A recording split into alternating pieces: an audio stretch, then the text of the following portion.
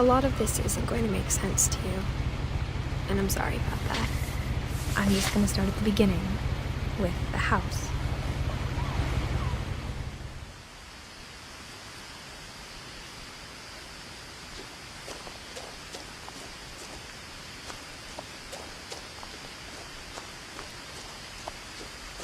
I lived here until I was 11, but I wasn't allowed inside half the rooms.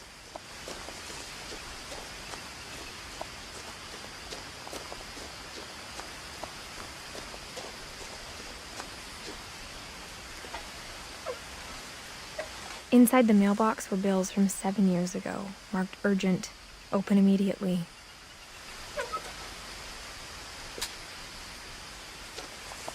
I hadn't been back since my brother Lewis's funeral.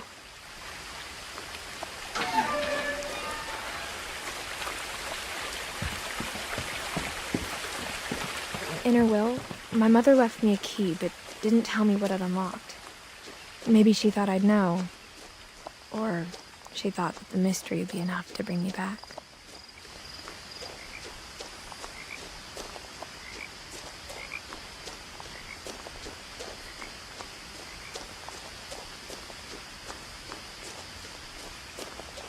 No one had driven this way in a long time, but I saw a few hoof prints.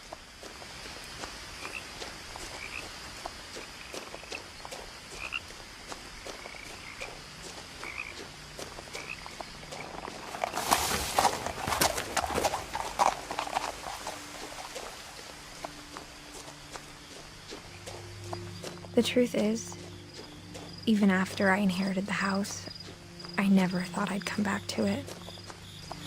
But now I had questions about my family that only the house knew the answers to.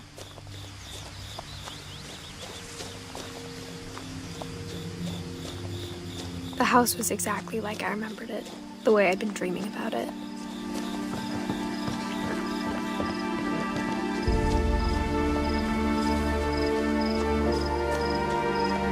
As a child, the house made me uncomfortable in a way I couldn't put into words.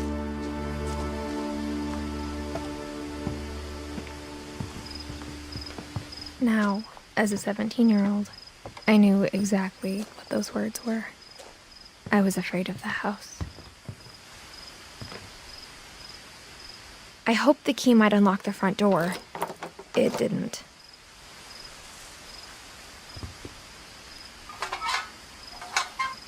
Looking in, I felt like the house itself had been waiting for me.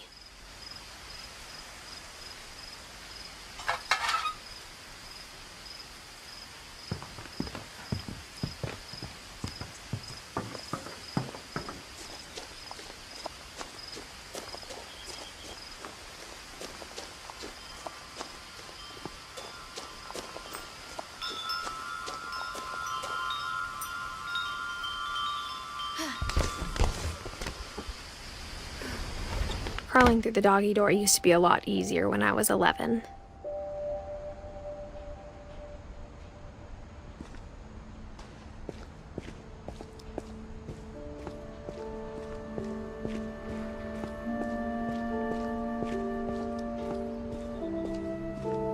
For the first time in years,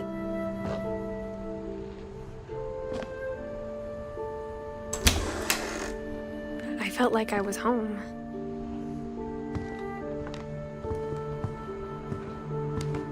But instead of a family, there were just memories of one.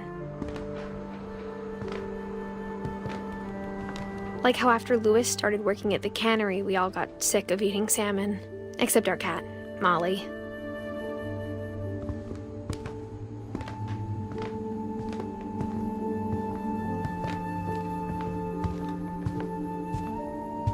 The table was still a wreck from the night we left. It was like a bomb had gone off, killing everyone but sparing the furniture.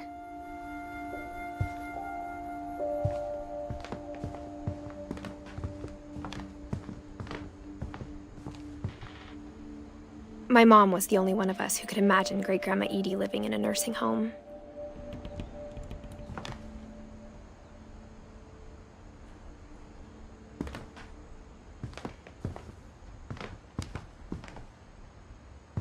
Nothing in the house looked abnormal. There was just Too much of it, like a smile with too many teeth.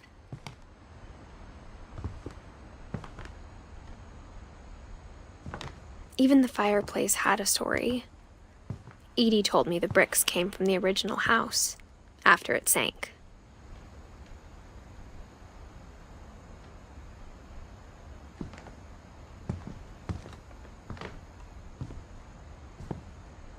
Mom always told me to stay out of the basement, so I wasn't too surprised when the key didn't fit.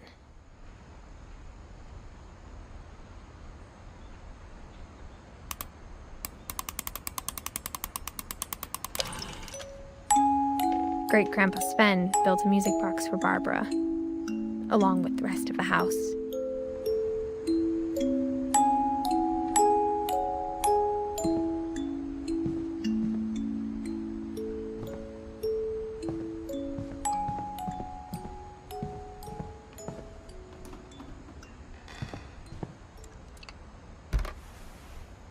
Edie told me once that every Finch who ever lived is buried somewhere in the library.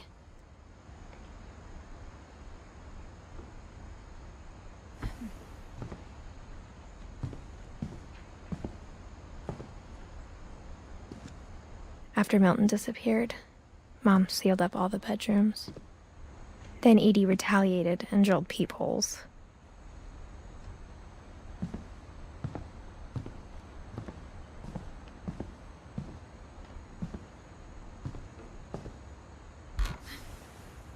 The last time I was in Edith Sr.'s room, I was 10 and she was painting my portrait.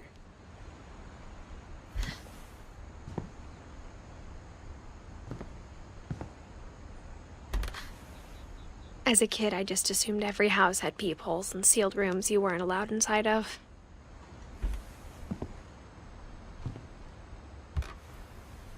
My Grandpa Sam spent 7 years sharing a room with his dead brother, Calvin.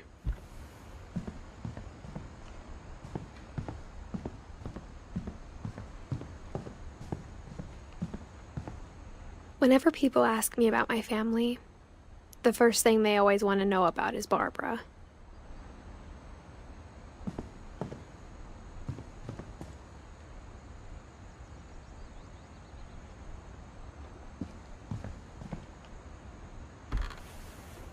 Barbara was a child star for 2 years, until America grew out of it.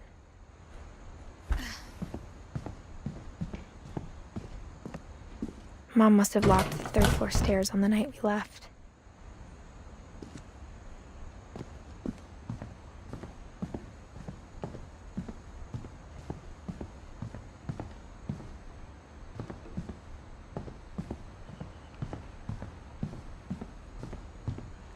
I spent a lot of time playing in Great Uncle Walter's room. I think my mom sometimes regretted not sealing it up.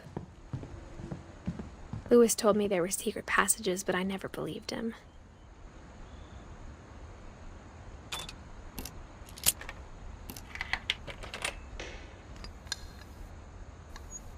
Turns out, my mom was really good at keeping secrets. Now it was time to find out what my mom had been afraid of.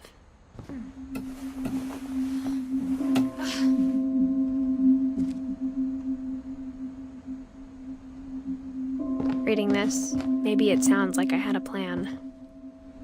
But I had no idea what was behind that door.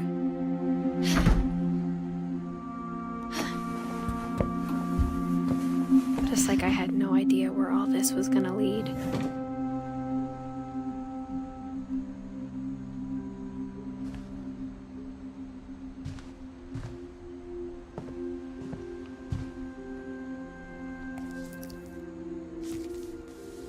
December 13th, 1947.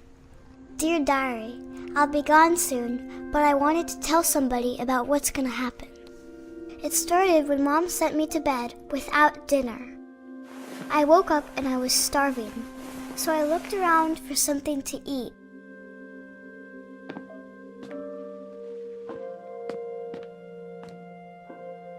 The gerbil food was dry, but I didn't mind it.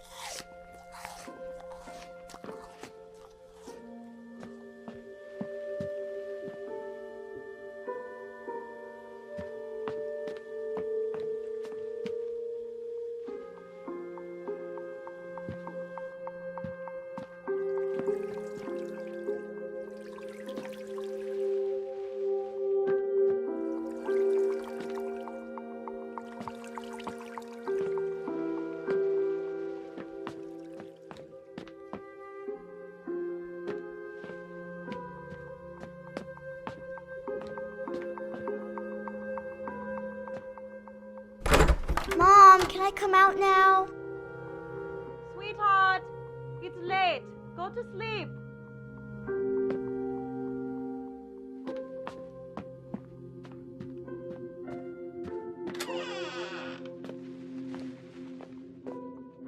I kept eating and eating.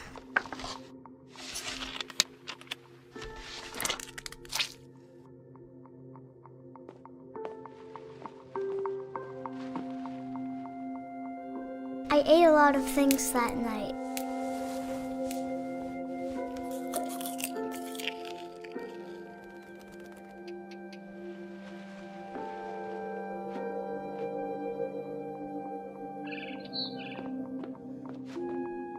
Then I heard chirping outside my window. It was a barn swallow going back to her nest. I reached out for her.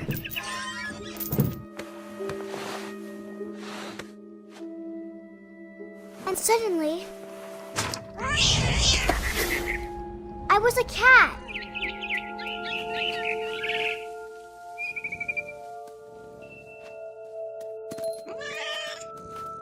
I tried to be quiet, but the bird was really scared.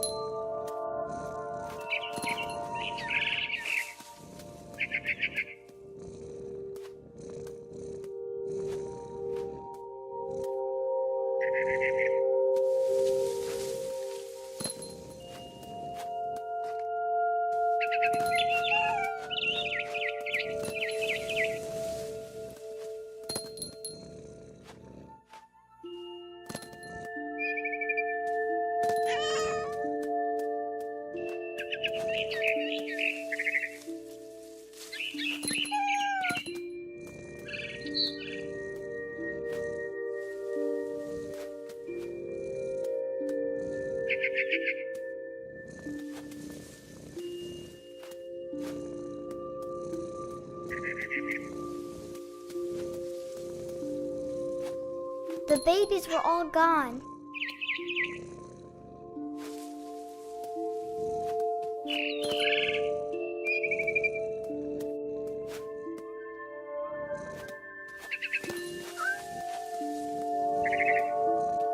I jumped and I almost got her.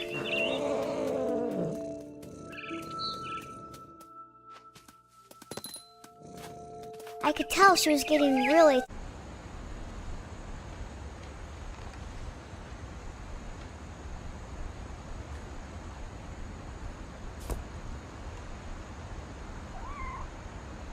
I got the sense Edie had spent a lot of time here before my mom sealed the doors.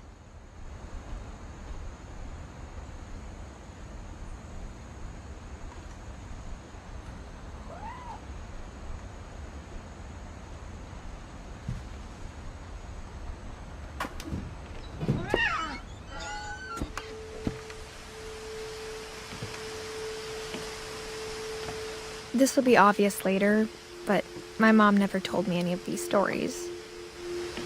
Edie would have, but Mom didn't like bringing up the past. Though, when we adopted a stray kitten, she was the one who named it Molly.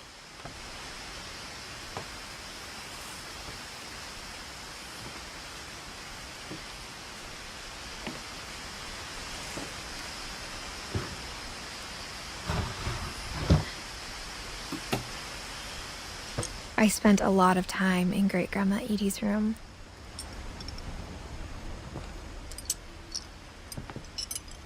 We got along, and it was a good place to hide from my mom.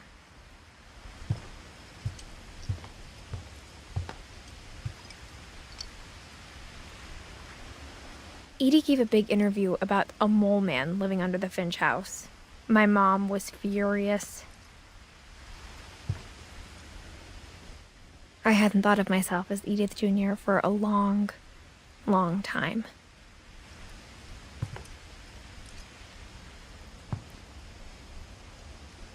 One summer, they evacuated the island, but Edie refused to go. For a few weeks, she was a celebrity.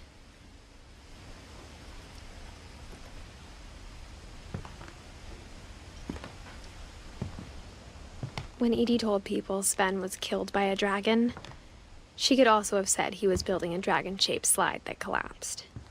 She could have, but she didn't.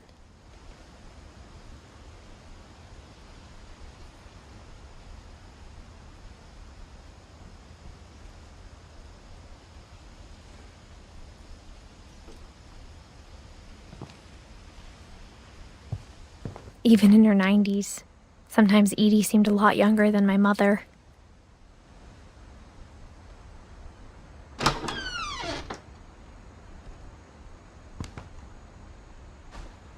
The only trace Grandpa Sam's first wife, Kay, left on the house was the pink bathroom. It was a pretty big trace.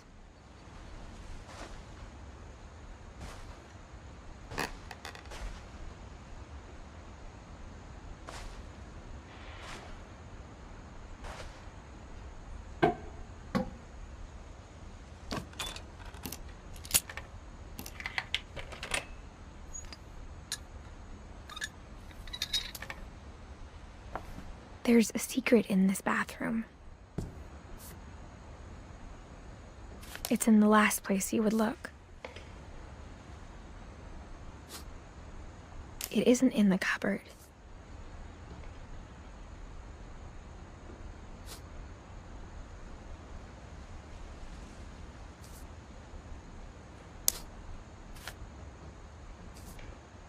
It's hidden in this book.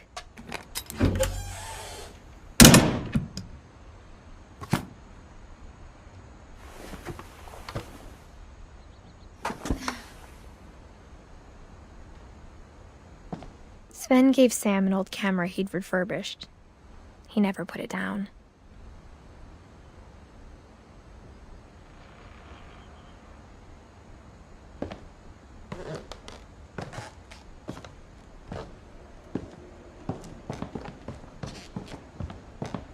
From the paintings on the wall, it was clear my brother Milton had been here before me.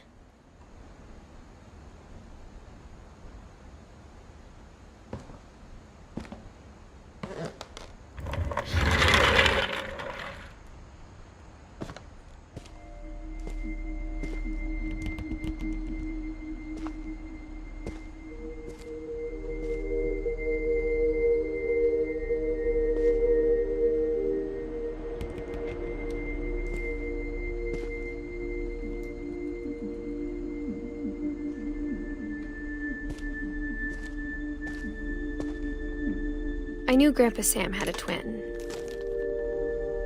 and that he never talked about him.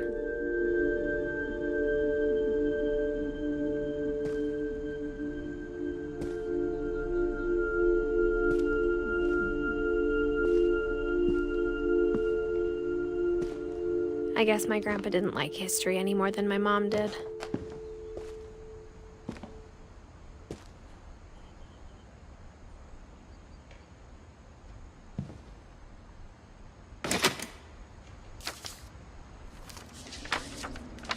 How I Want to Remember My Brother by Sam Finch.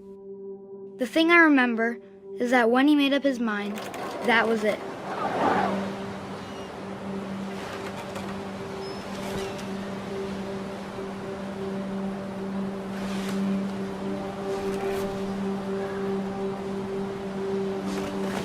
My brother said he'd die before he ate another mushroom, and he did. At Barbara's funeral, we swore we'd never be afraid again, and he wasn't. I think Calvin always wanted to fly. Sam! Calvin! Dinner's ready! Coming! But that day, he finally made up his mind to do it. I told him going around was impossible. Maybe if I hadn't said that. Calvin, I'm not gonna tell you again. Maybe if the wind hadn't picked up. Then maybe he'd still be here. But I doubt it. I think he'd already made up his mind. That's what I want to remember about my brother.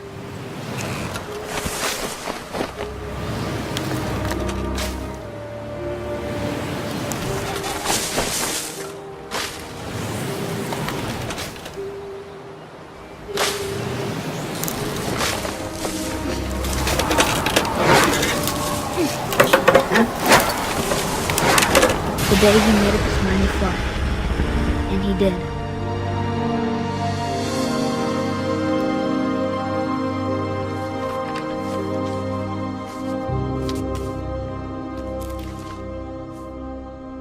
Calvin's story felt strangely familiar. When I was younger, I remember trying to do the exact same thing.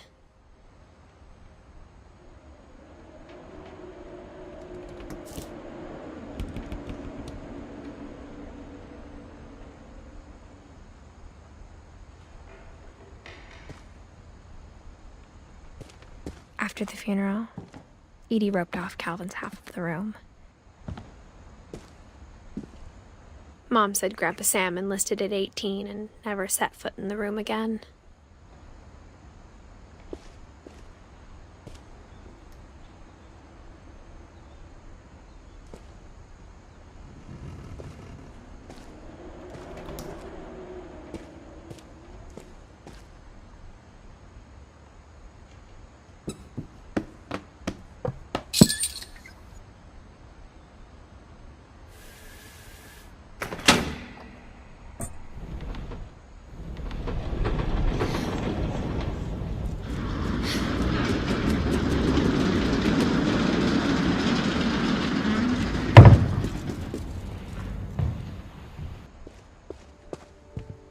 The passages were a pretty tight fit. They'd obviously been built for smaller hands and bellies.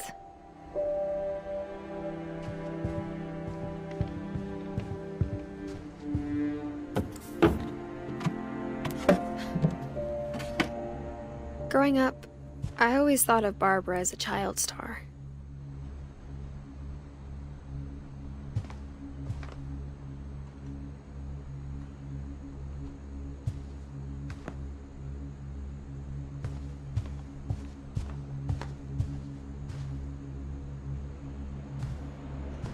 I never thought about how hard it must have been for her afterwards.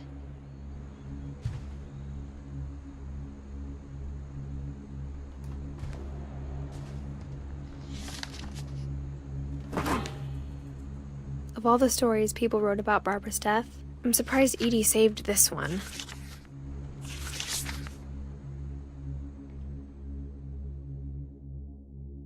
Old Jack here with another ghastly tale inspired by America's most unfortunate family. I'm calling it The Surprise Ending of Barbara Finch. As a child star, Barbara was famous for her scream. Now at 16, she was all washed up. A has-been. But in a lucky break, she'd been asked to perform her signature scream at a local convention for monster movie fans. It was just the boost her career needed. Unfortunately, her scream hadn't aged well. Getting better. I think you just need the right motivation. Her biggest fan and current boyfriend, Rick, was about to demonstrate when... Now that was a great scream. It was Barbara's father, Sven. He'd slipped into a table saw and had to be rushed to the emergency room. So Barbara got stuck babysitting her youngest brother, Walter. Her convention comeback was cancelled. Okay, I'm hearing frustration, but I'm not hearing terror. What if I tried... A gang of hoodlums in Halloween masks have been terrorizing Orcas Island tonight. Police are urging residents to... That came from the basement. You're right! Also, I loved your delivery on that. Why is your basement door locked? Because my dad likes making puzzles and secret passages. There's a key hidden in the music box. The secret is to keep winding and winding until finally the key pops out. Thanks, babe. I'll be back in a sec. 20 minutes later, Rick hadn't returned. So Barbara went to look for him, right on cue. She reached for the music box. And as she wound the key, she listened for Rick, but the house was silent.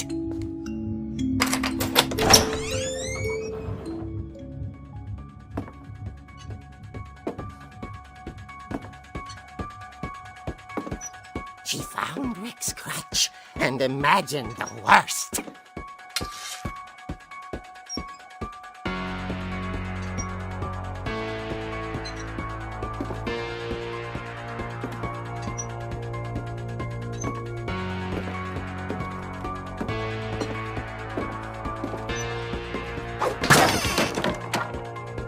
The gang's leader is the infamous Hookman killer, Dr. Carl Hamill, who impaled and then ate his family 10 years ago tonight.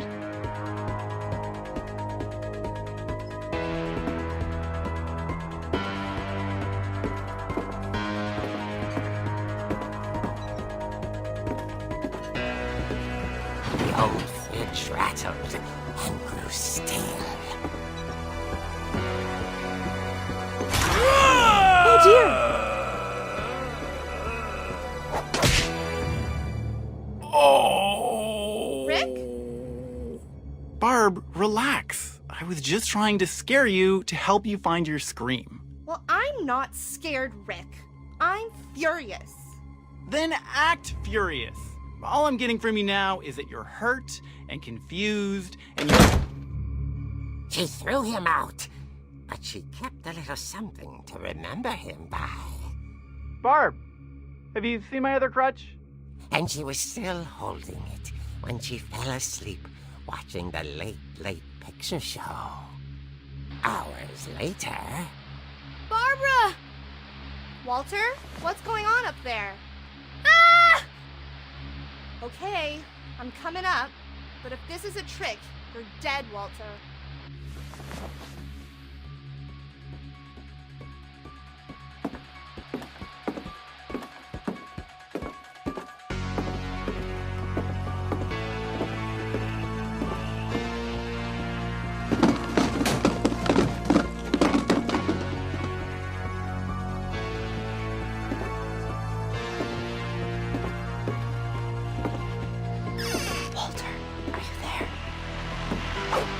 Walter had vanished, but his bedside radio was still on.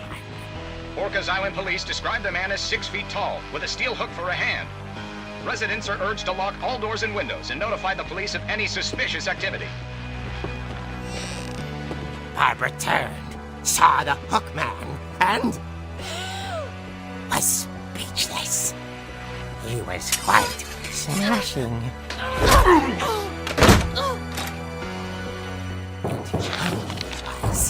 He couldn't get enough of Barbara. Okay, Barbara, there's gotta be another way out of here.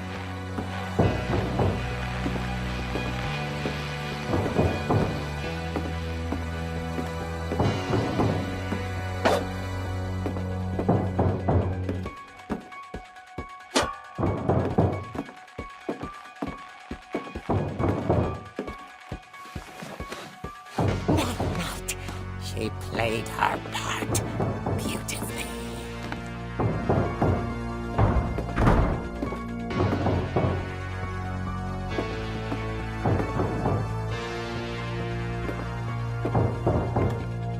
Molly's door hadn't been opened in years. The hinges groaned.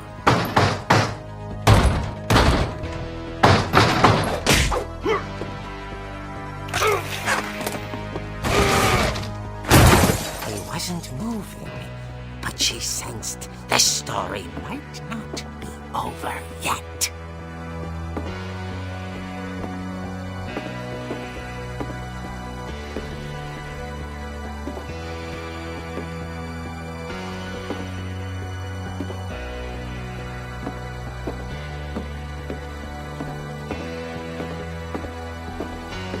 The hookman had vanished. She listened for his breathing, but all she heard was...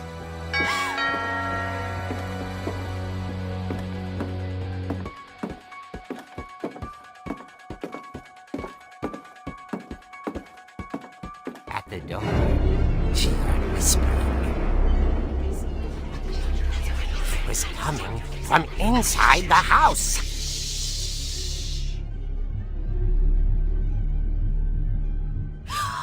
Oh dear. The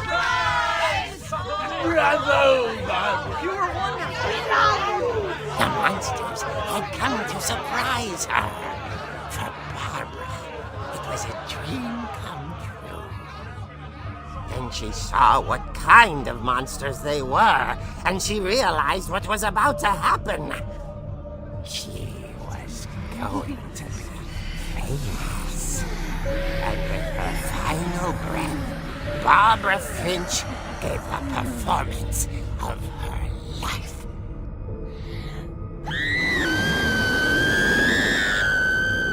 I wasn't there myself, but I hear Barbara was magnificent. Poor girl. She had a taste for stardom. But unfortunately, so did her fans.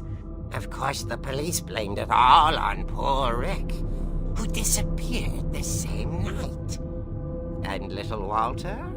Hiding under his bed the whole time. He took it all pretty hard, but that's another story.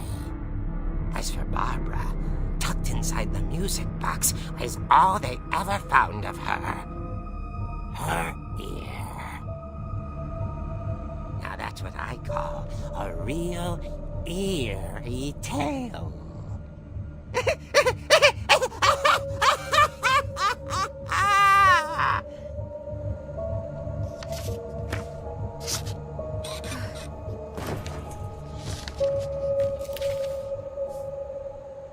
Edie told me all Barbara wanted was to be remembered, as absurd as that comic was.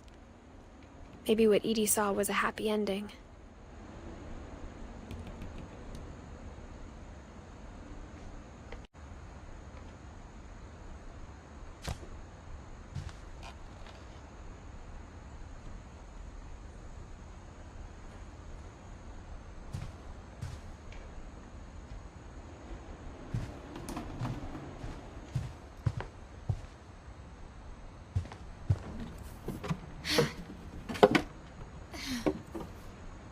I guess now I know why Mom didn't like me playing with the music box.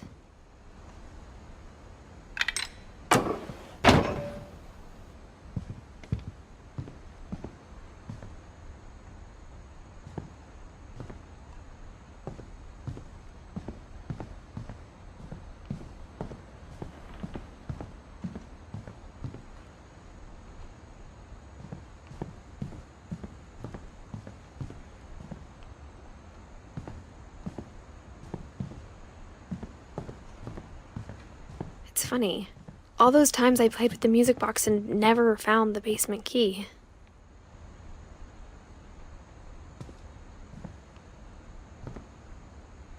Edie's father, Odin, built the original house.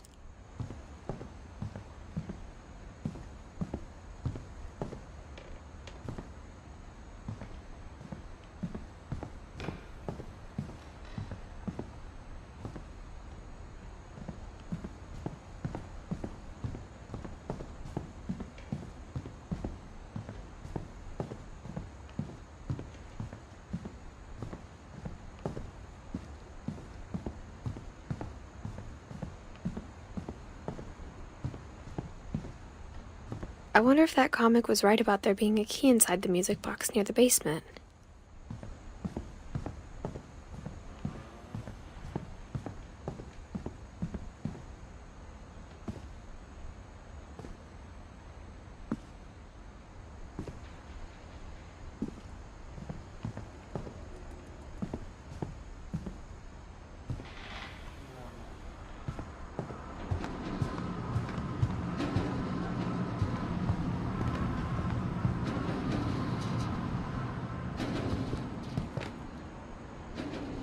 Only one restaurant would deliver to our house.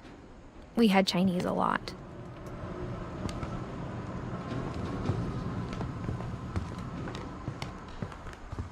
Maybe I should go check out that music box down by the basement.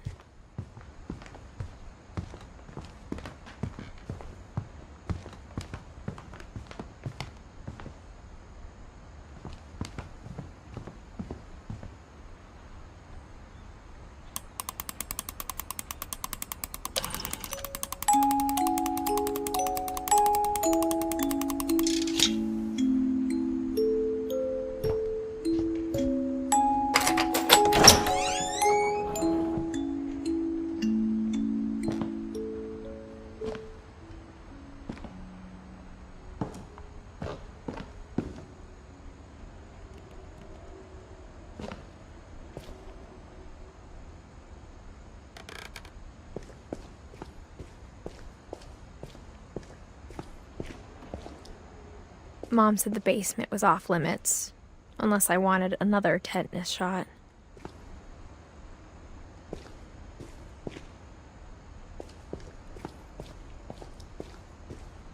I saw Edie sneak down to the basement once, carrying packages. I thought maybe she was hiding presents. It turned out she was hiding a lot more than that.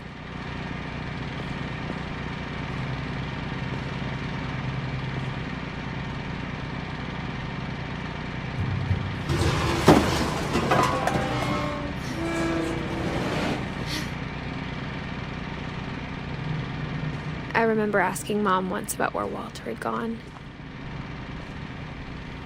She said after Barbara died, he got as far away as he could.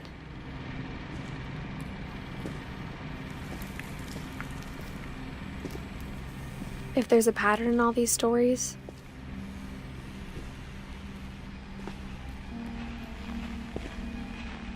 I think it's that none of us has gotten very far.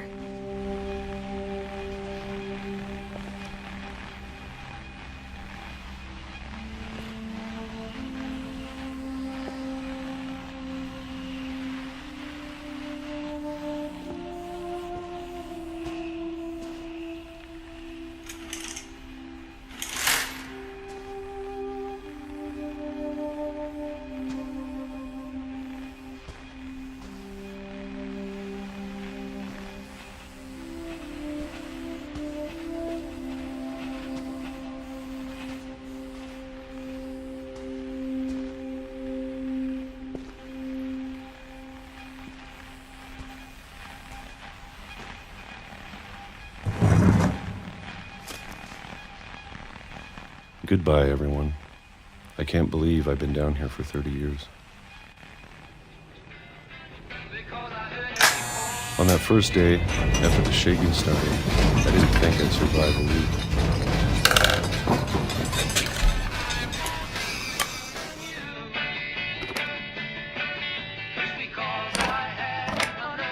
But after a few days, I settled into a routine. That's what kept me sane. Having a schedule, living for today. I always expected to be dead tomorrow. But if you wait long enough, you get used to anything.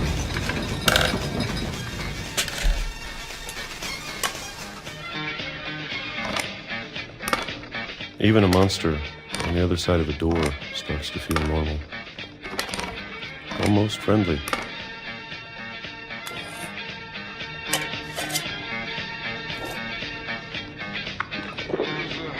And then one day, everything just stopped. Whatever that thing was, it was gone. Maybe it got tired of waiting. Or maybe I just got tired of being afraid.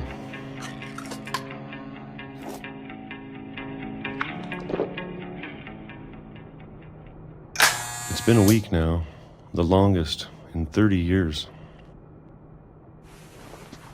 I'm done waiting. I have to leave while I still can.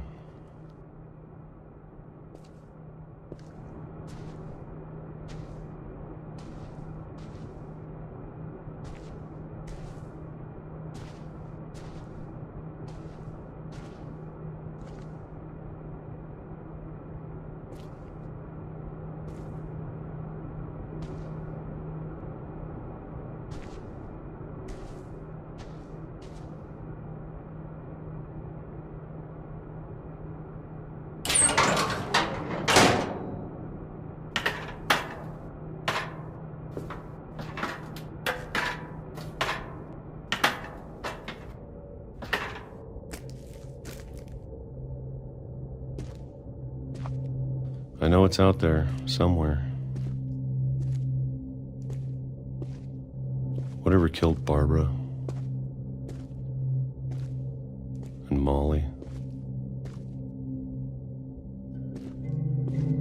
and Calvin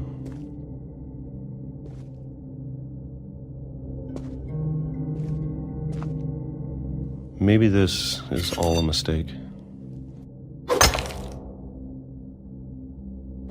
But I need to stop living the same day, even if it kills me.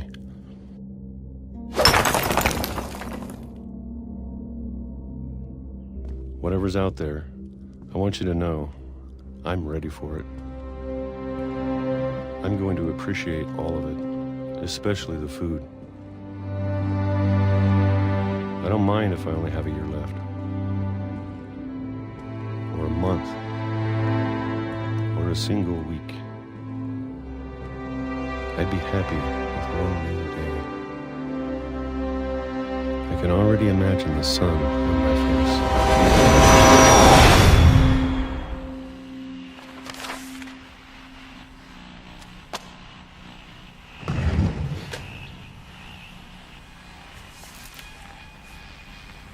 Walter died when I was 6. I can't believe my mom never told me he was down here.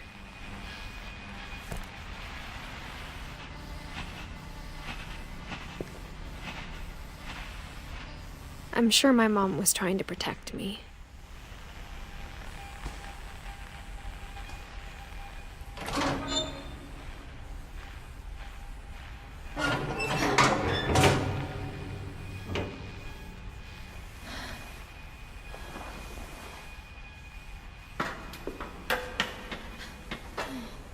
Maybe she was afraid I'd end up like Walter.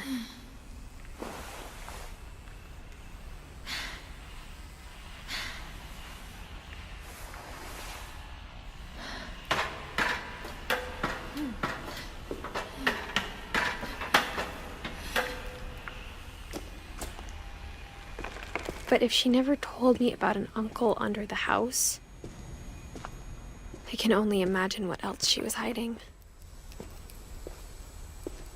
I don't want to make the same mistakes she made, trying to bury something that's still alive.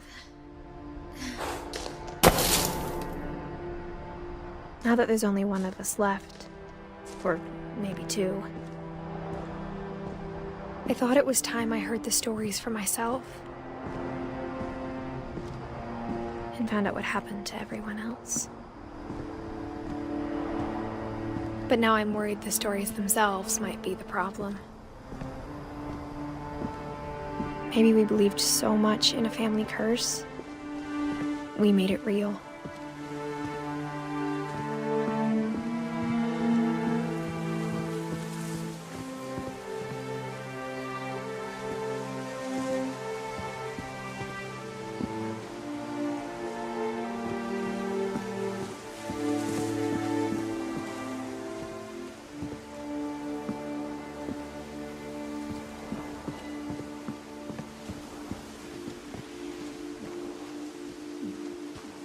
I don't know if I should even be writing this.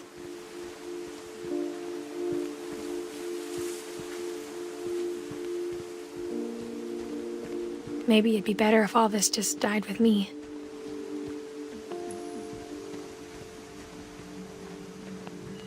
But I thought you should know about your family.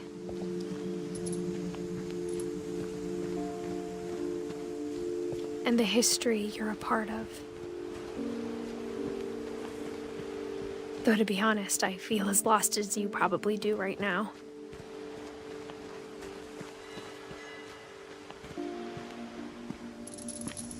I think the people in these stories believed them, for what that's worth.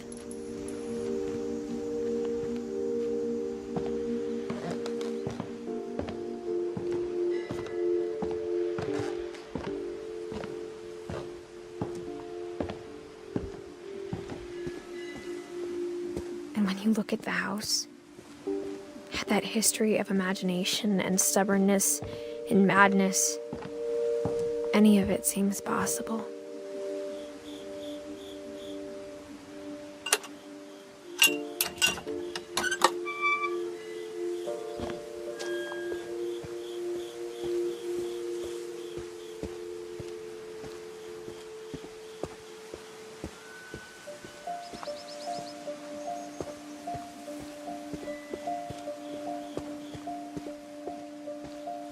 I think we've been surrounded by death for so long, we've just gotten used to it.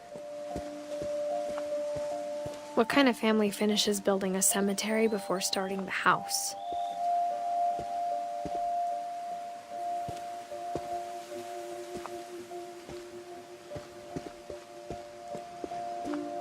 It's embarrassing for me to admit this, but the pet cemetery made me more uncomfortable than the human one.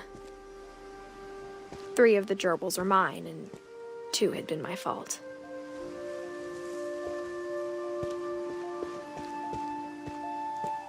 Sven built the house, but it was Edie who designed the cemetery.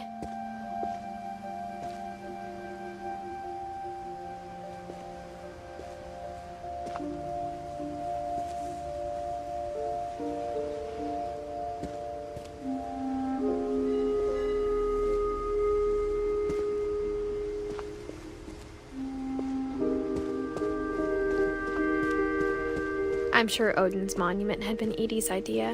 My mom was always trying to move on, but for Edie, the past never went away.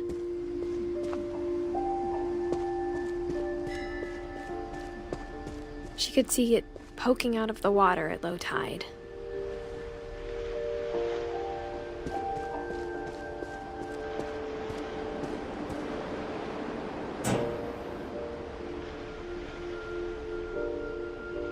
Edie said she dreamed about the old house every night.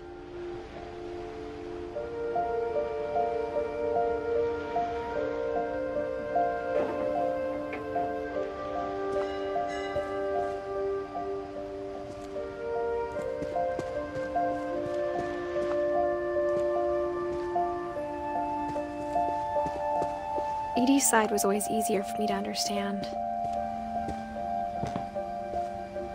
But the older I get, the more I can see where my mom was coming from.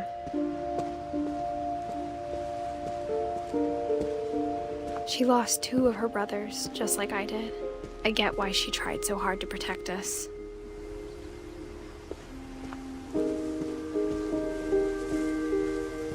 There's so many things I wish I could ask my mom now. Part of me thinks this is what she wanted all along. For me to come back someday and find everything out for myself.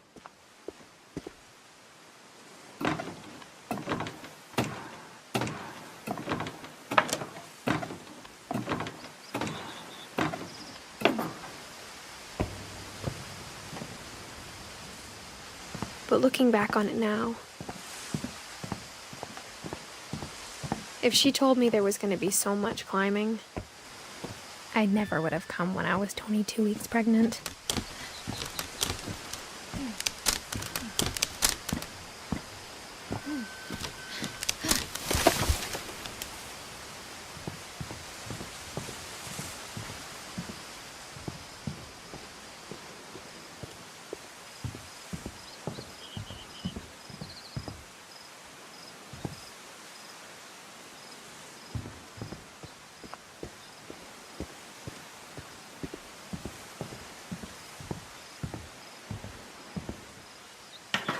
I never met Grandpa Sam, but I think he and my mom had a lot in common.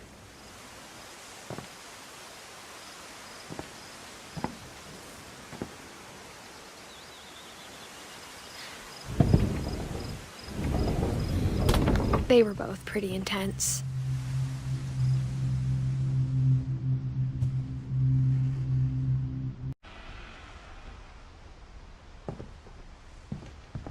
Instead of hiding from death, Sam seemed to go out of his way to meet it.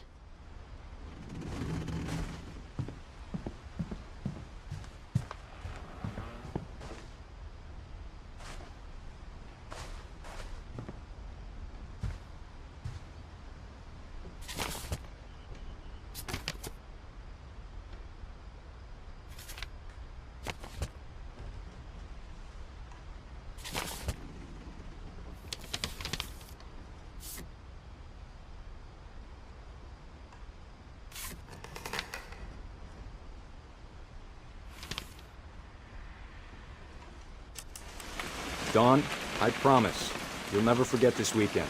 Yes, sir. These memories are gonna last a lifetime. Mm-hmm. I gonna have to shoot anything? It's a hunting trip, Dawn. Shooting is strongly encouraged. What?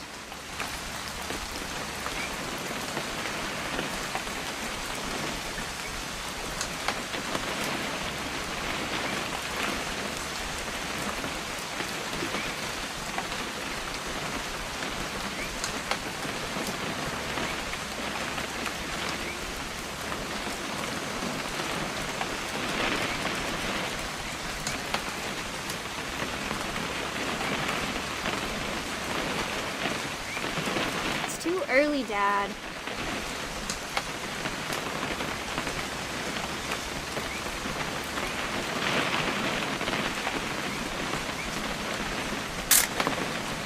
Not quite. Okay. Perfect. It's gonna rain the whole weekend, isn't it?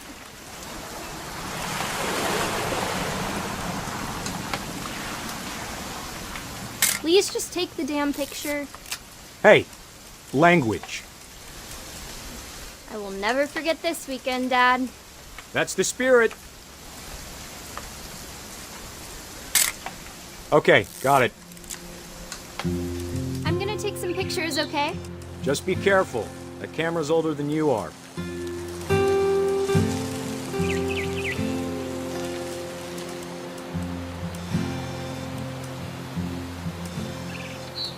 You're right, Dad. It's starting to clear up. Still freezing, though.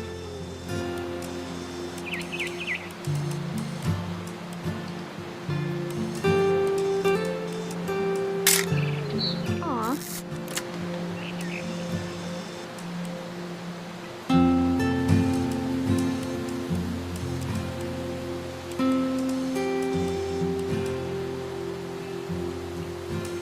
Definitely should not have drunk all that coffee.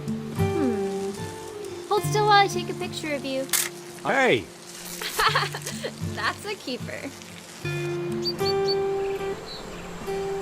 I'm just saying, I'm not always gonna be here, Dawn. You'll need to remember this stuff, if you want to survive. I'll be fine, Dad. You know who else thought he was gonna be fine? Some guy who died. Dawn, I'm being serious. I know, Dad. You're always serious. Doesn't being out here make you want to chill out? Well, to tell you the truth, I haven't been out here in 20 years.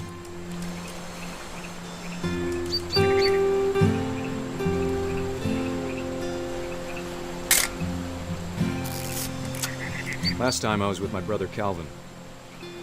Man, that was a great trip. Your grandpa Sven taught us how to fish, how to build a fire.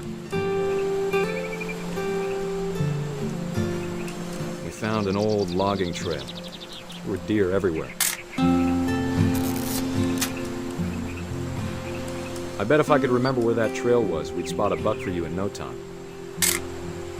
Dawn, don't you think you could find something more interesting to photograph?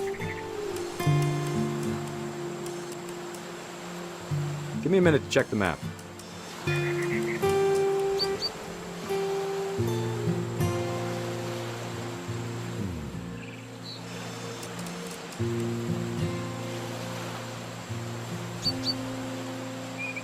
Let's see. Dad! Good eyes, Dawn.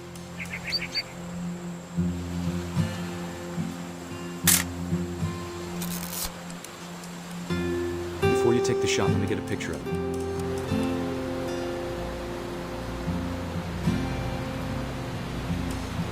Dad, I...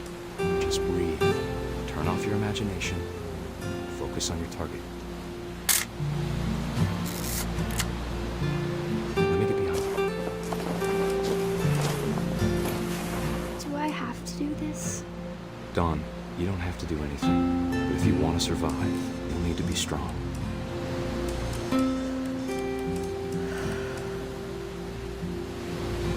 Now keep yourself squared up, elbows down, like we practiced, whenever you're ready.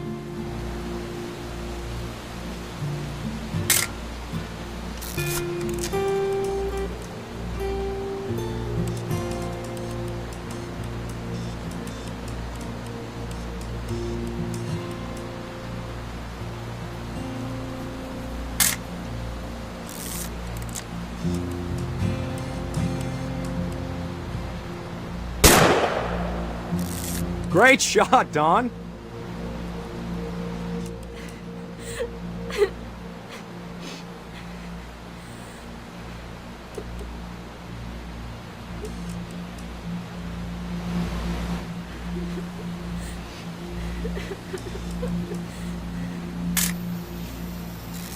I'm proud of you, Dawn. Always remember that, okay?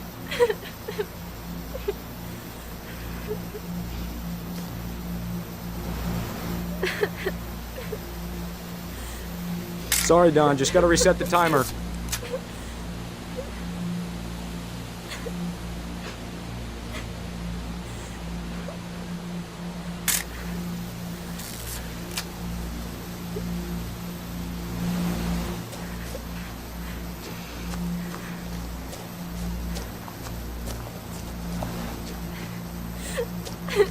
Dad, it's twitching.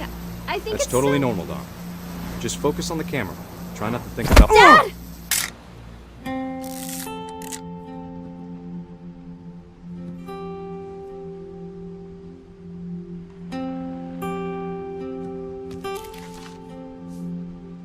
Of all these stories, that's the one I wish most that my mom had told me.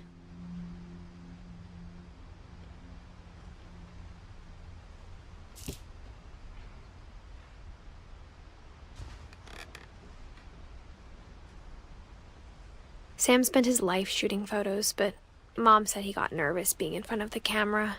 I guess we're all afraid of something.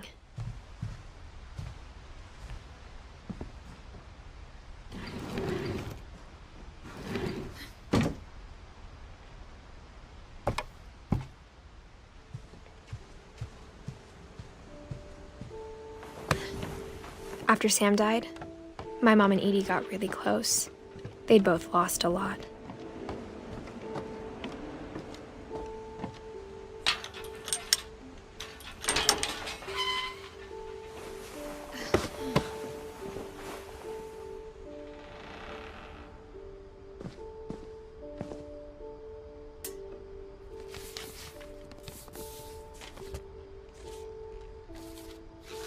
Dear Kay, do you remember the way Gregory used to laugh when he thought he was alone? Like something funny was happening, but only he could see it.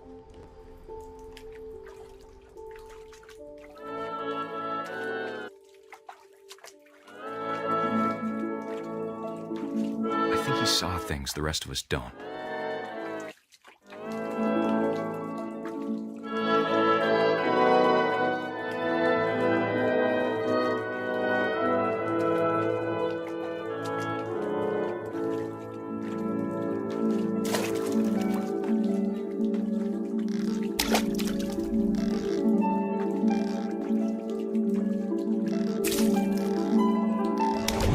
Over, Gregory. It's time to... Hold on, sweetie. Hello? Sam, I told you I don't want to talk right now. I wonder what he saw.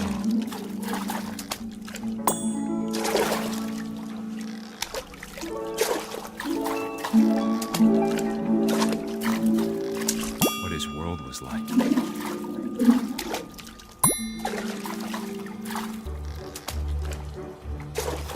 He reminded me so much of Calvin.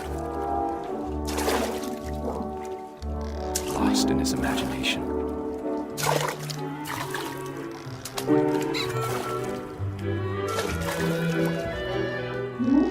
Whatever it was he saw.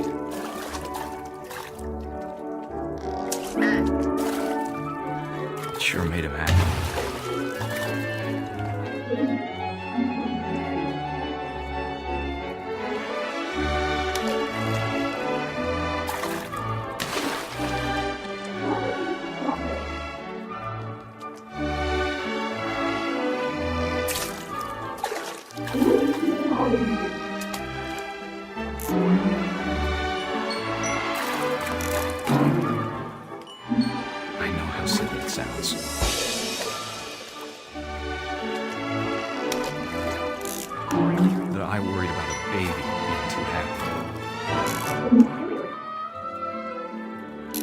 But I could feel him slipping away. Sorry about that, Gregory. I know you did everything you could. Maybe if I hadn't called that night. Damn it. Hold on, I don't want Gregory to hear this.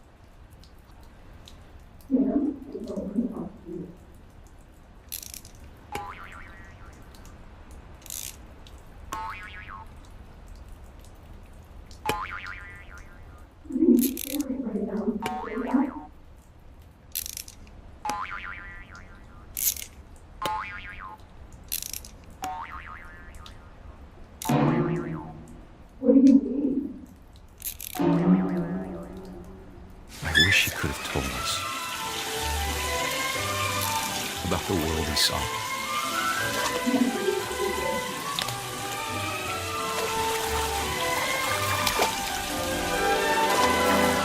There's so much I don't understand about Gregory, about everything.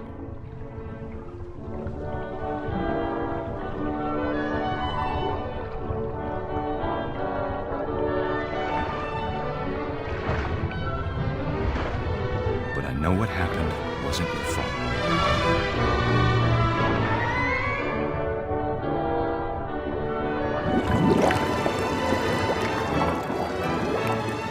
I'm sure he's happy. And he'd want you to be happy too. Good luck, Kay. Love, Sam.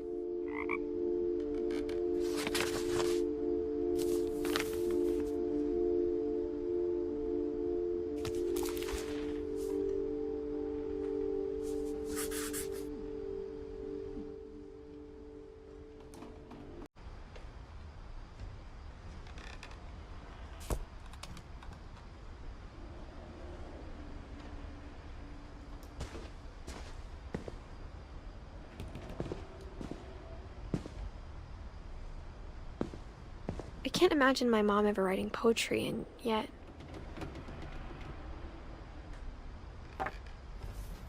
A poem for Gus, who always said the wedding was a bad idea. Our father never hit us kids, at least not very hard, before the day my brother said with teenage disregard that he'd be dead before he'd see a wedding in our yard.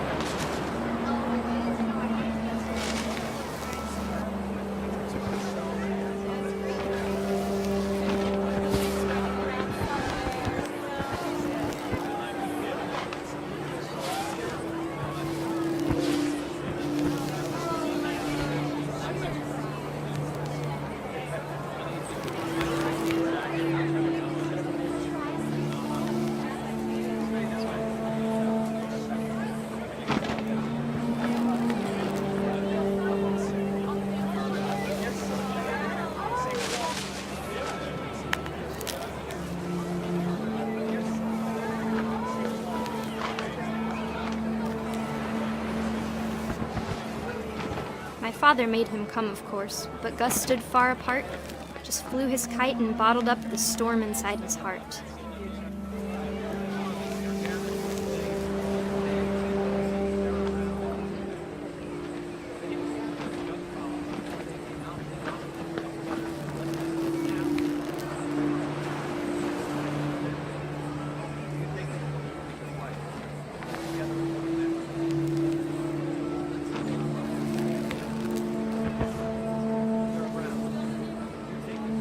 I tried to talk him out of it, but though he'd never met her, We don't need a stepmom, were the words that I I now remember. pronounce you husband and wife. You may kiss the bride.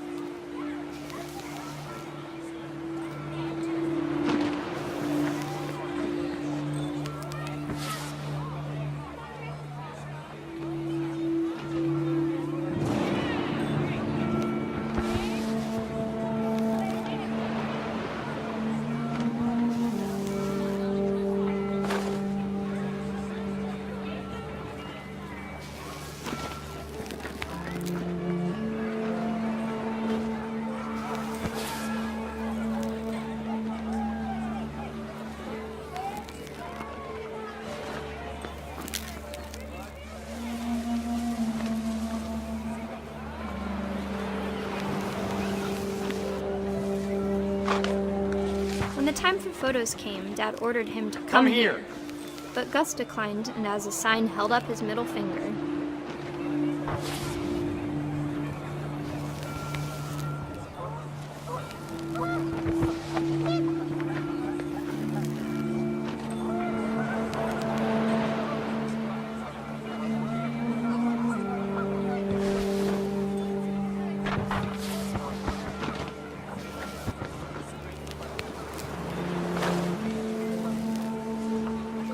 The wind picked up, and panicked geese appeared and quickly went.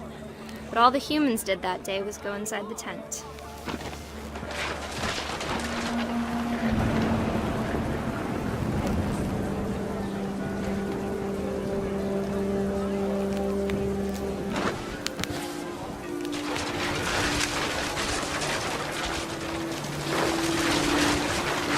The rain came down in buckets then, but no one seemed afraid that nature might destroy the tent our dad had crudely made.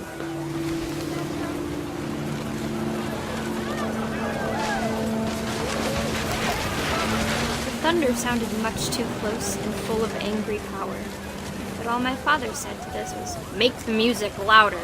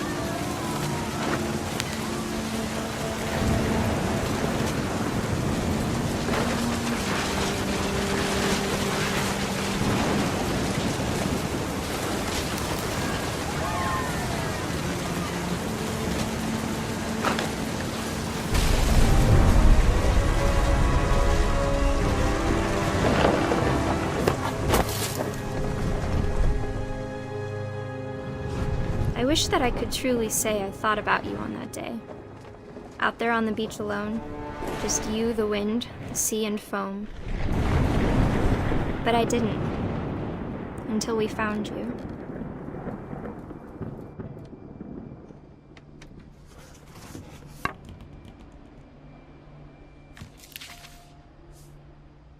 She never talked about him, but Mom told me once if I was a boy, they were going to name me Gus.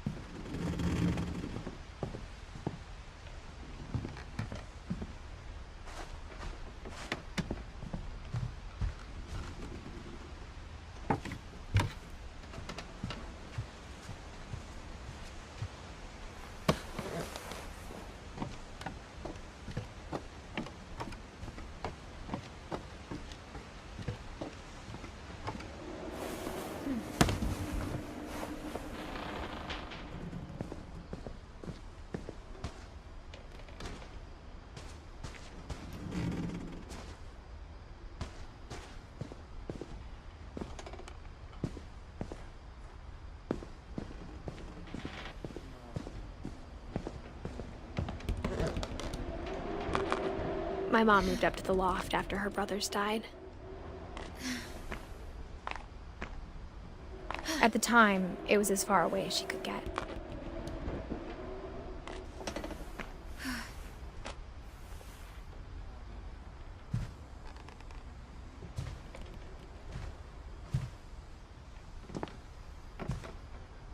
She spent a summer building houses in Calcutta, where she met my dad, Sanjay.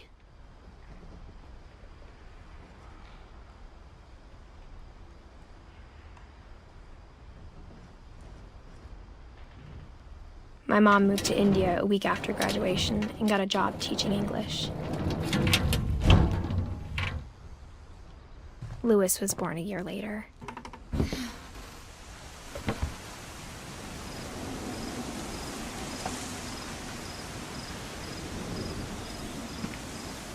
When my dad died, I don't think Mom knew where else to go. I'm sure Edie was happy to have her back.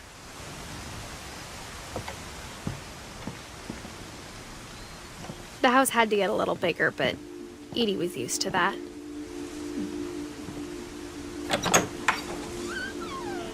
And for a while, things were good.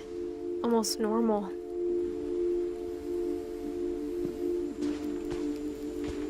But it didn't last.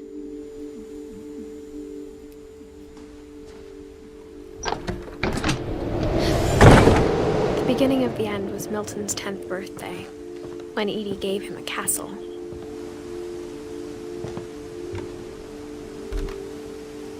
After Milton disappeared, the only thing he left behind was a room full of paintings.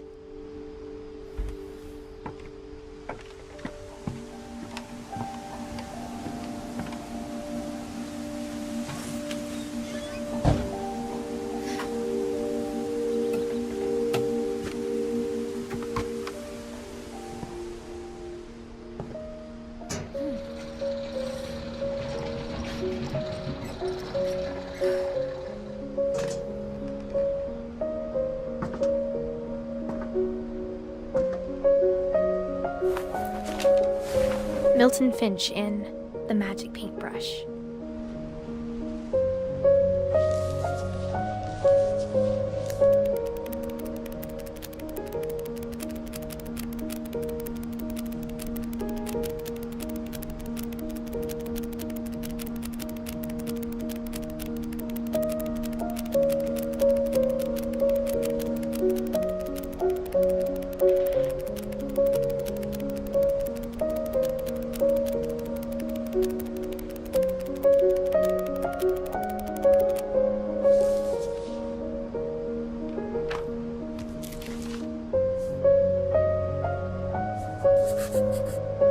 I was 4 when Milton disappeared.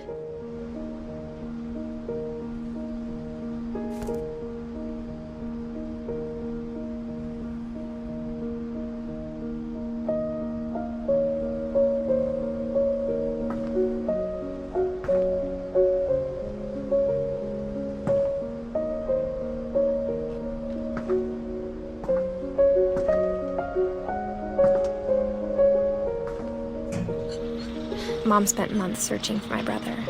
Then she sealed the doors.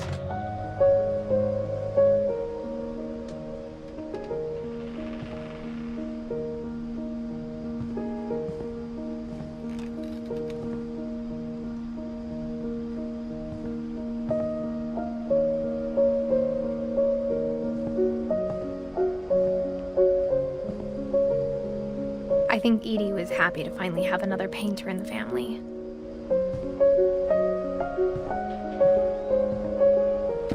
Whatever Milton had found in the house, Mom didn't want it getting out.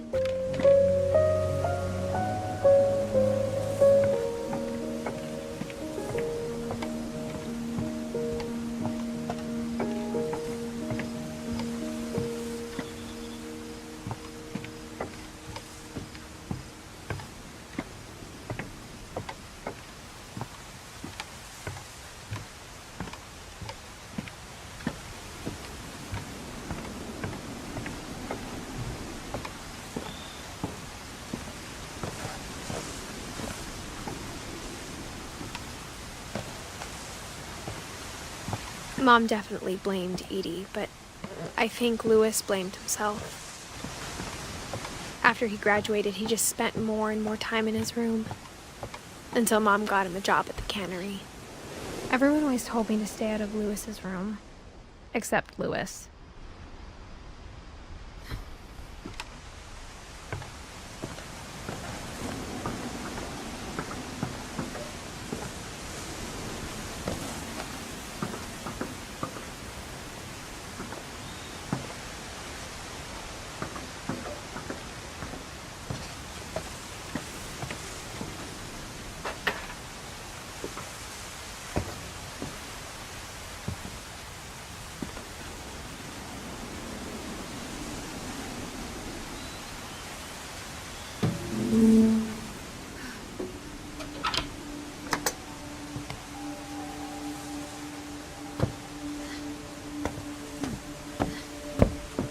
Lewis's room smelled very, very familiar. That part of him lived on.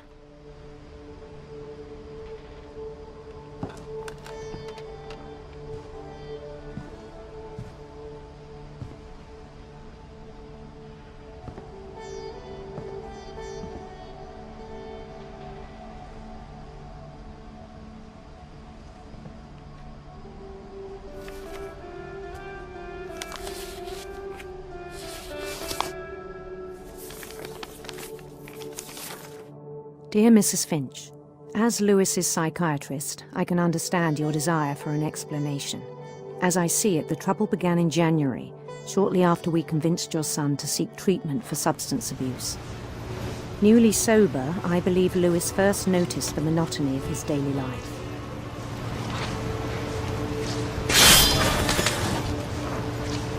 He kept working at the cannery, but he withdrew part of himself. In our sessions, I saw the same behavior. His mind began to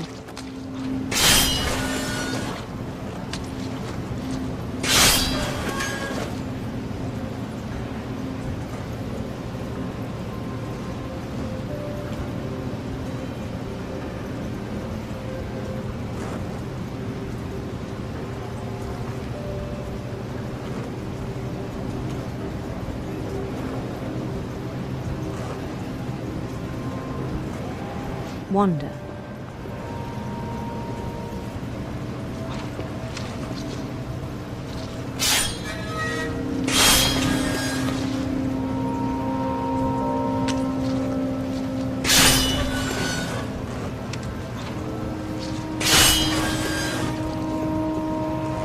I asked him to describe it.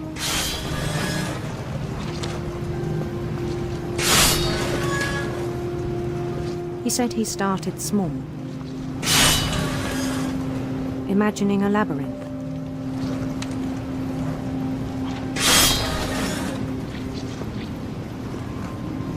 He'd feel his way about.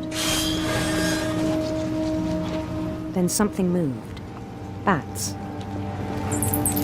And toads.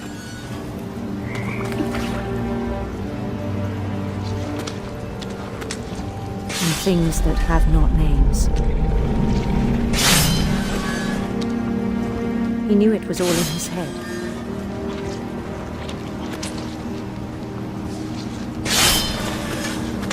But he took it very seriously. I had hoped he'd find himself.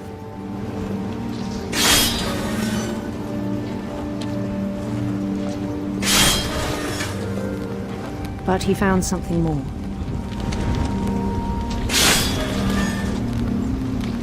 I worried about him then, daydreaming at the cannery.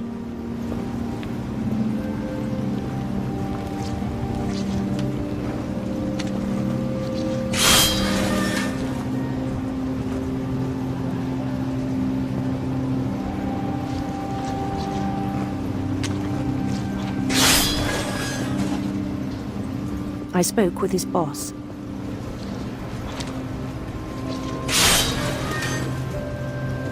But he said Lewis had become a model employee.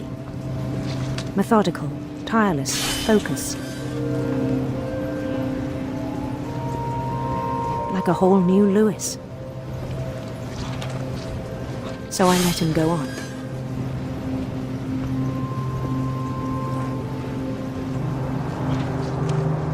I even encouraged him. It seemed very promising at first. He told me he'd made a new friend.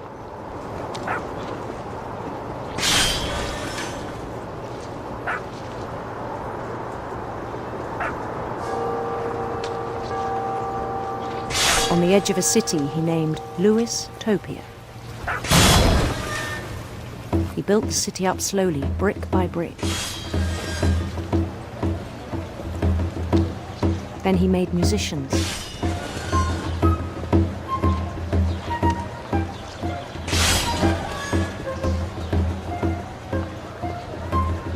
And songs for them to play.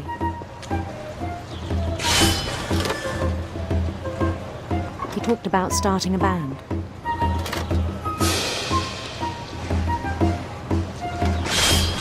And he was always humming something. Every day his imagination grew stronger.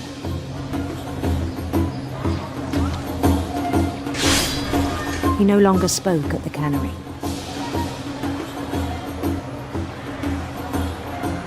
But his chopping was as reliable as ever.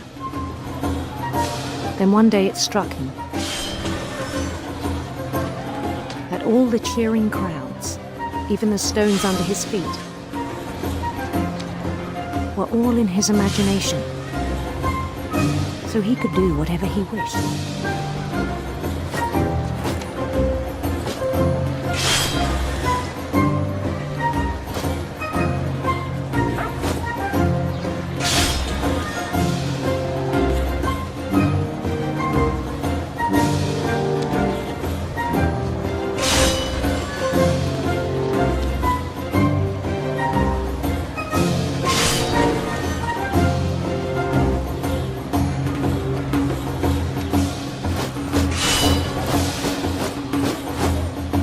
He held an election for mayor.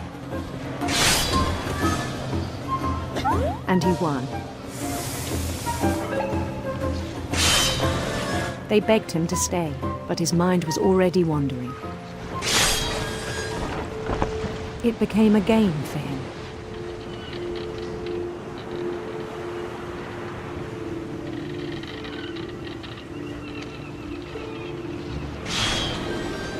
He'd conquer a city, then immediately push on.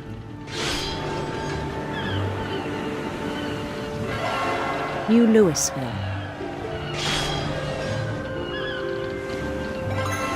St. Louis. He started drifting away from our reality.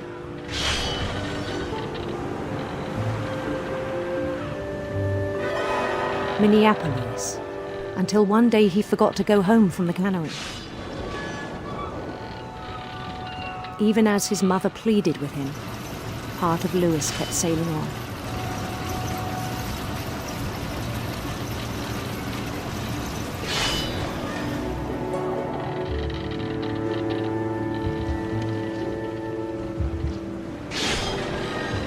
In Lewisburg, he heard rumors of a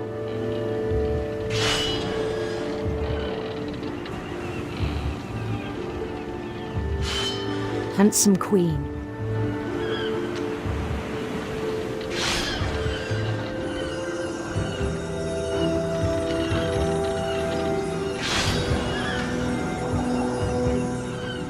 The queen was on her own quest for sinister serpents.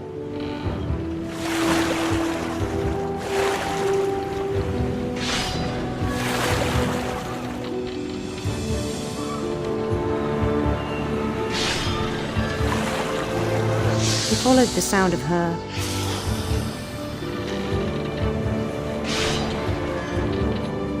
silver harp.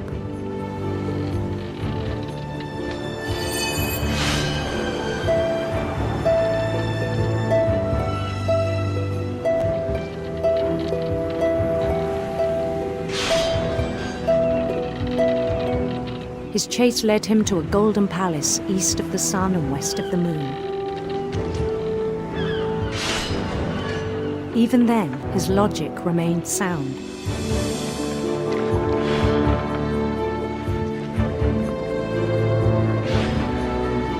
He knew the world was all in his imagination.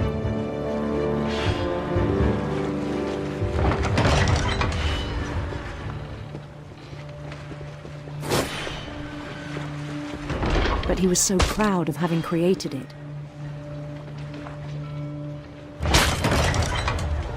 In his own eyes, he'd become something greater than a king.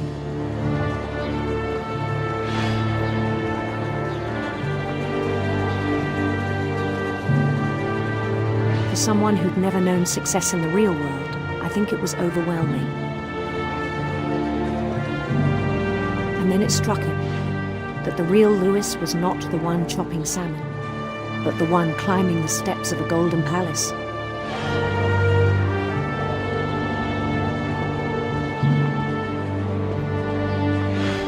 My imagination is as real as my body, he told me. It was hard to argue with him.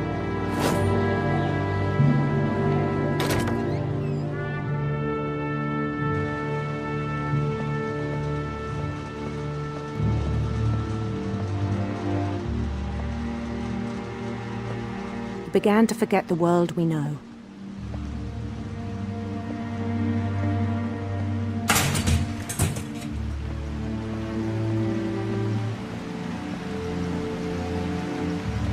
I think it pained him to remember Lewis, the cannery worker.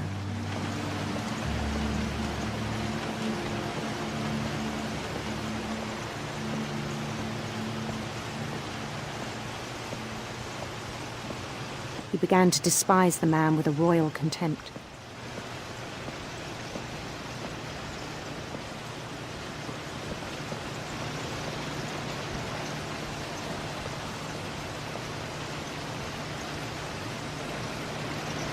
I still thought I could save him. Even after he said he was being crowned king over all the lands of wonder. The palace would be packed with his companions.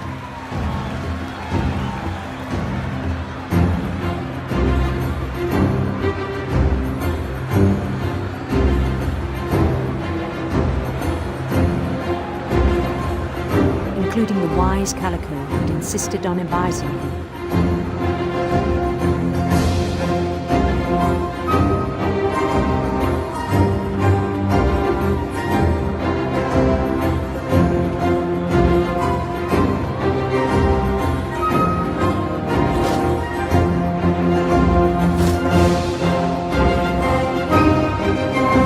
His queen waited, holding his crown.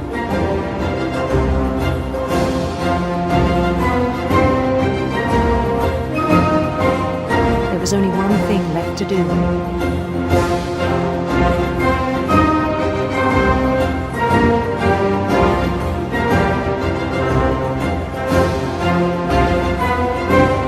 Bend down his head.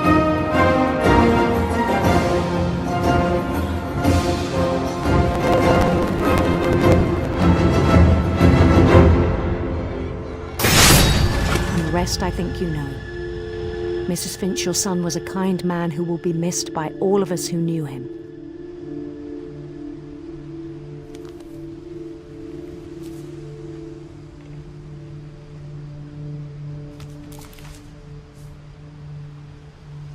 My brother was really cool. I wish you could have met him.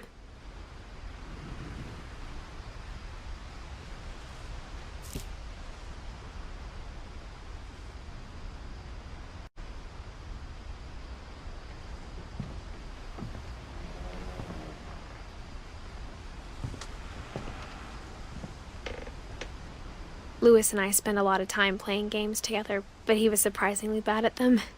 He died a lot.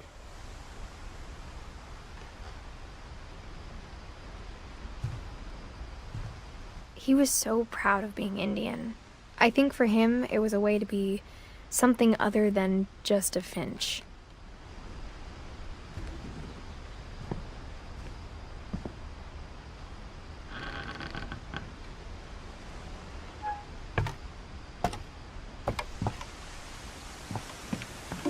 On the way back from Lewis's funeral, my mom told me to start packing. She waited until the day before we left to tell Edie. I'm not sure if she wanted to make it easier or harder.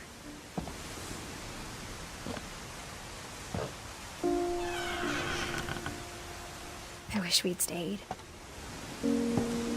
But I understand why we left.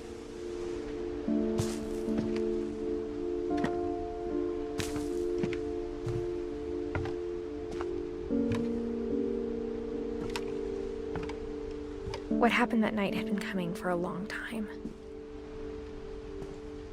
Maybe it should have come sooner.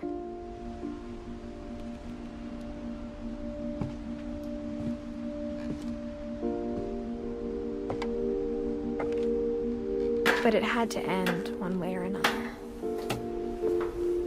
All that's left now is to tell you about that last night.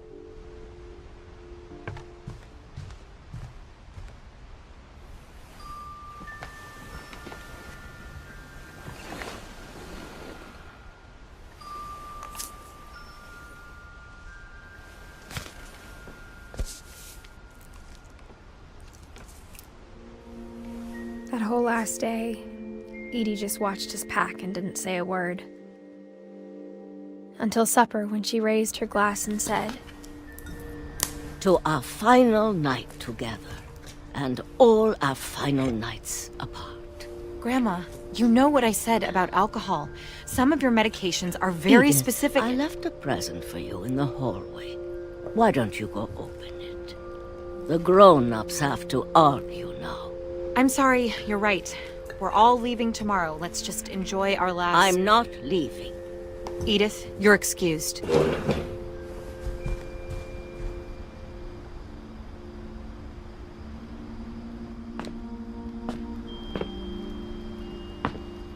The power had been shut off that morning, but Edie always had plenty of candles. When my mom sealed the library, I don't think she knew about the other entrance. Or that Edie had a key to it.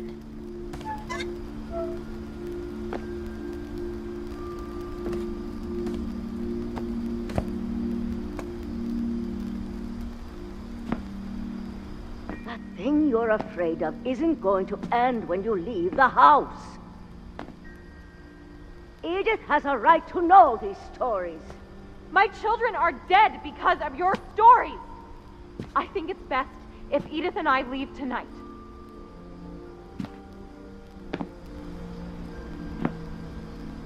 We'll have the nursing home send a van for you in the morning, okay?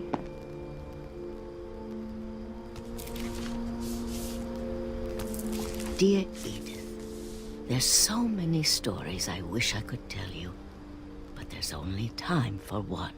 This is about what happened on the night you were born. That night, the tide went way, way out. It was the first and last time I ever saw the old house aground.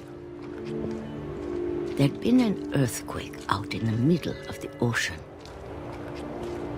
They called it the lowest tide in 1,000 years. God, it smelled awful. You know, I've seen that house every day of my life.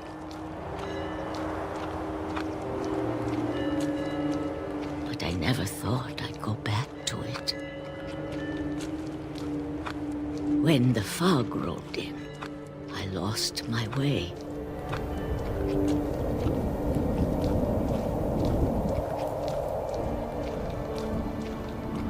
I got turned around.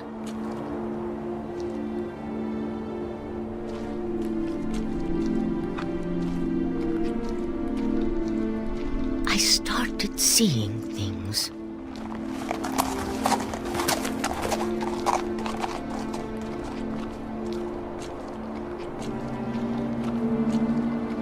Things I'd forgotten had ever existed.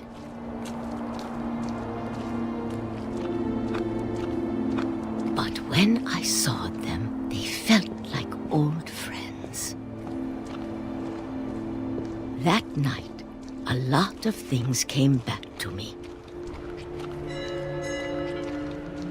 Or maybe I came back to them.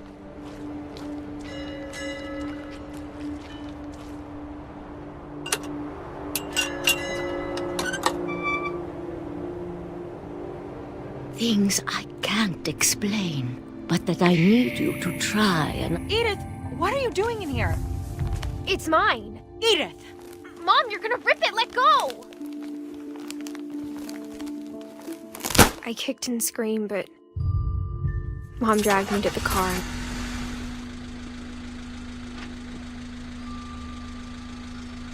I never saw Great-Grandma Edie again.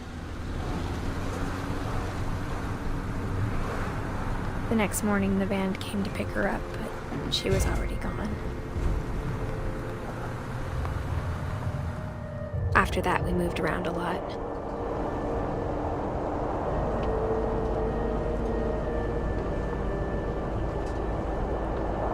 We both tried to make the best of it.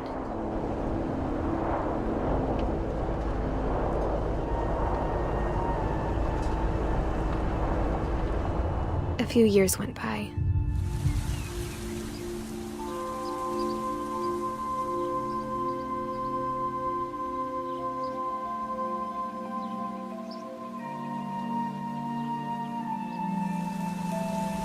My mom didn't like to talk about it. But she started getting sick a lot. The rest happened pretty quickly.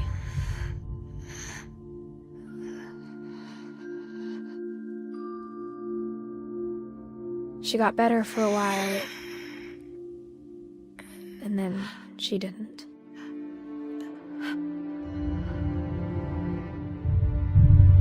And then I was alone.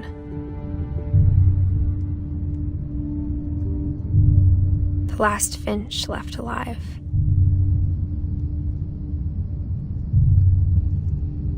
Until I found out about you.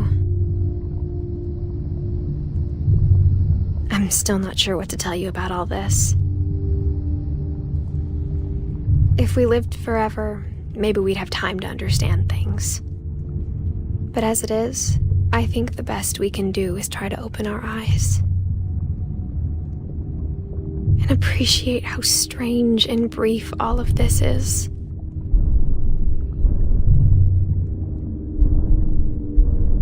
This journal was supposed to be for you. But now I hope you'll never see it. I just want to meet you and tell you all these stories myself. But I guess if you're reading this now, things didn't work out that way.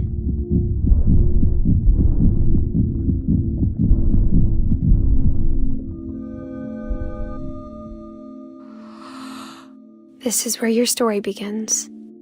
I'm sorry I won't be there to see it. It's a lot to ask, but I don't want you to be sad that I'm gone. I want you to be amazed that any of us ever had a chance to be here at all. Good luck.